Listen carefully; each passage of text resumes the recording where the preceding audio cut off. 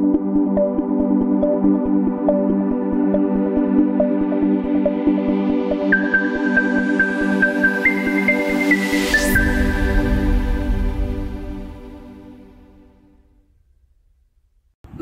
ओम group tuition मध्ये आपल्या सगळ्यांचं पुन्हा एकदा स्वागत करतो आणि मी मध्ये मराठी वरती एक व्हिडिओ बनवला होता. म्हणजे ही मराठीची सिरीज आता मी पुढे घेऊन जायचा मी प्रयत्न करतोय.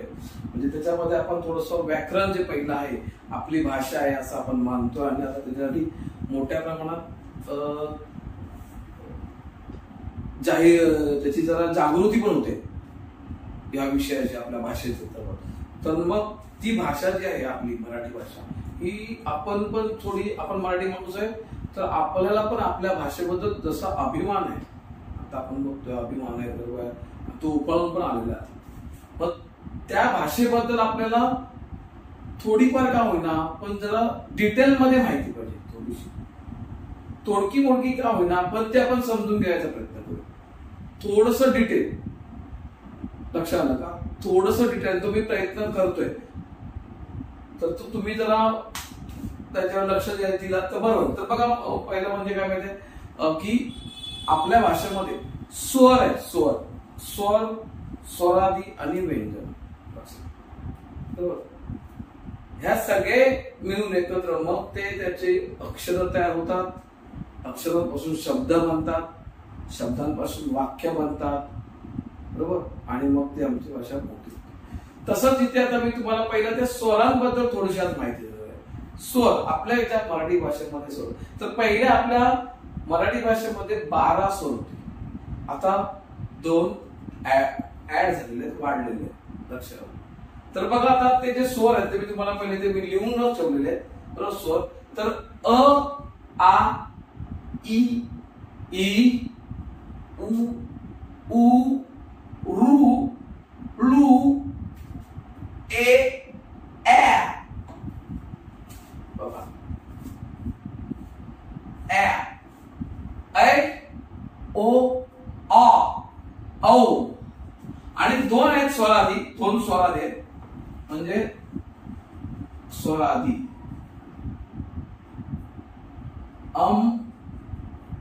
आणि आहा, बरोबर. ही नाही चिन्ह येतात, म्हणजे असं येतं, बरोबर, आणि असं चिन्ह दिलं असतं, बरोबर. हे चिन्हांकित येतं आणि हे स्वर व्यंजनामध्ये मिक्स होतात, बरोबर. आणि त्यांचं एक अक्षर गुंफत होतं, तयार होतं. तर ह्या ज्या स्वरांमध्ये आता बघा, हे स्वर किती आहेत? 12 खाली नाही, 12 नाही, तर ते 14 झालेले. किती झालेले आहेत स्वर? 14. 19 आता 12च्या ह्याच्याप्रमाणे ते स्वर जवळपास आता 14 झालेले आहेत. नवीन 1922च्या महाराष्ट्र शासनाने स्वीकारलेल्या अक्षरमालेनुसार 2022 पासून, 1922 नाही, 2022च्या महाराष्ट्र शासनाच्या नियमानुसार, बरोबर. तर बघा आपण अ, आ, ई, उ, रू, लू, ए, ऐ, ओ, आ, औ. हे असे किती आहेत? 14 आहेत बघा. 1 2 3 4 5 6 7 8 9 10 11 12 13 14. आता किती स्वर आहेत आपल्याकडे? 14 स्वर. आणि हे 2 स्वर आहेत, त्याचे चिन्ह आहे आ, लक्षात घ्या. म्हणजे हे झाले स्वरादी स्वर. आता इथे स्वर आहे, त्याच्यामध्ये पण प्रकार पडलेले आहेत. मध्ये कोणते? तर एक ऱ्हस्व स्वर आणि दीर्घ स्वर, संयुक्त स्वर, सजातीय स्वर आणि विजातीय स्वर. बघा, स्वरांमध्ये पण काय प्रकार आहेत, तर ते थोडक्यात समजून घ्या. तर ऱ्हस्व स्वर म्हणजे जे बोलताना कमी वेळात बोलले जातात.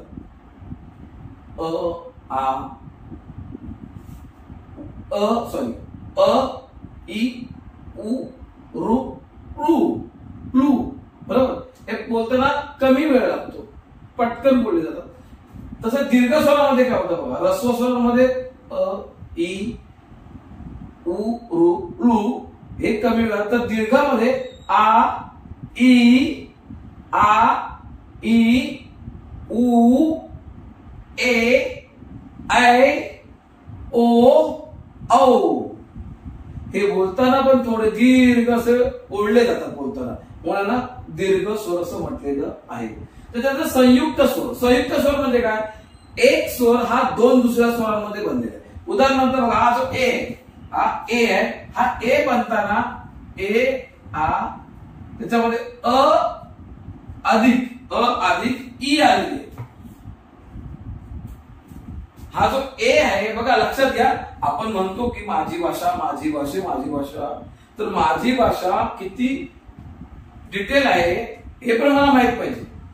आणि हा माझा प्रयत्न आहे, तर तुम्ही समजून घ्या पहिला. म्हणजे ए मध्ये अ आणि ई हे दोन स्वर आलेले आहेत, किंवा इथला हा ई किंवा अजून दुसरा ई आपला जो दीर्घ आहे तो असू शकतो इथे. म्हणजे हा ए हा नुसता असा डायरेक्ट ए नाही, तर अ प्लस ई किंवा ई, बरोबर.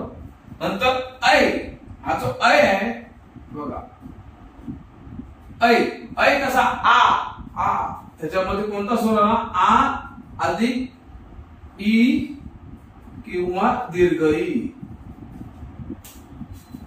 ए मध्ये अ ई, ऐ मध्ये आ प्लस ई किंवा मग ही दुसरी ई. म्हणजे हे दोन स्वर हे कसे आहेत? संयुक्त स्वर आहेत. लक्षात घ्या, हे आहेत संयुक्त स्वर. त्याच्यानंतर अजून ओ पण आहे. ओ, हा जो ओ आहे हा पण कसा तयार झाला?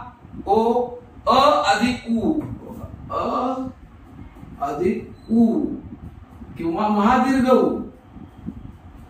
म्हणजे हा ओ पण दोन इतर स्वरांपासून तयार झालेला ओ आहे. नंतर औ, आ अधिक उ किंवा मग आ दीर्घ उ.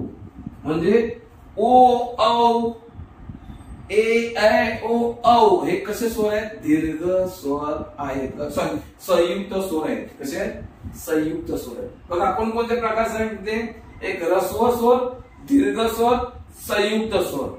ऱ्हस्व म्हटलं की त्याच्यामध्ये नॉर्मली अ ई उ रू लू, बरोबर, हे येतं. म्हणजे ते उच्चारताना आपण जास्त वेळ असं अक्षर ओढत नाही.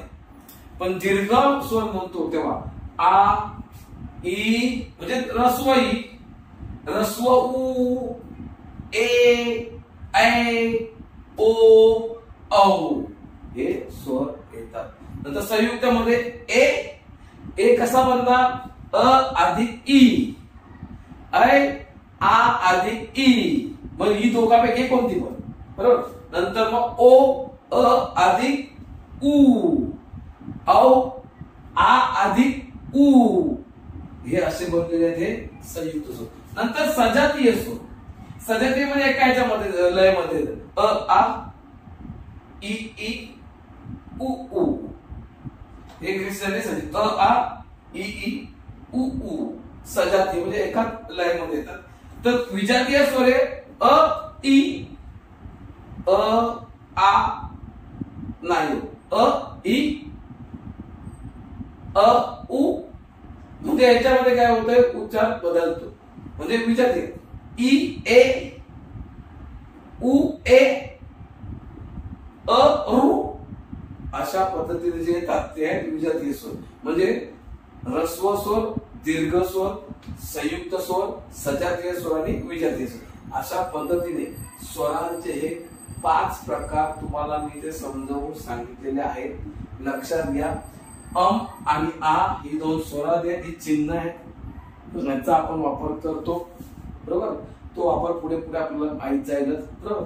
त्याच्यानंतर आता 12 स्वर नसून 14 स्वर झालेले आहेत. हे पण एक लक्षात घ्या.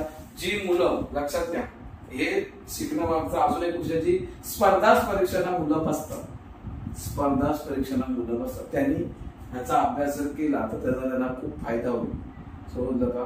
त्याबरोबर आपल्या नॉर्मल आपल्या आयुष्यामध्ये मराठी माणसाला, प्रत्येक मराठी माणसाला आपले स्वर किती आहेत, बरोबर, स्वरांचे प्रकार काय आहेत, त्यांचे उच्चार कसे होतात, या छोट्या छोट्या गोष्टीचं नॉलेज असेल तर नक्कीच आपली भाषा आपण इंटरनॅशनल लेवलला किंवा जागतिक लेवलला पण आपणच पहिली ती घेऊन जायला पाहिजे.